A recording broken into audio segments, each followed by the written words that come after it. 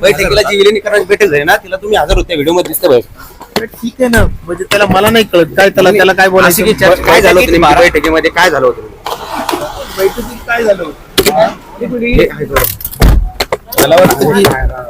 एकदम म्हणा काय म्हणायचं तुम्हाला. 17 जानेवारीला एक गौरव बैठक बूम खाली घेतली. आम्ही गेलो होतो कृषी प्रदर्शनाला. कृषी प्रदर्शनाच्या निमित्ताने दादांनाही पवार साहेबांनी नाश्त्याला बोलवलं होतं. दादा नाश्त्याला आले होते. आमची बैठक त्या निमित्ताने अनौपचारिक बैठक झाली.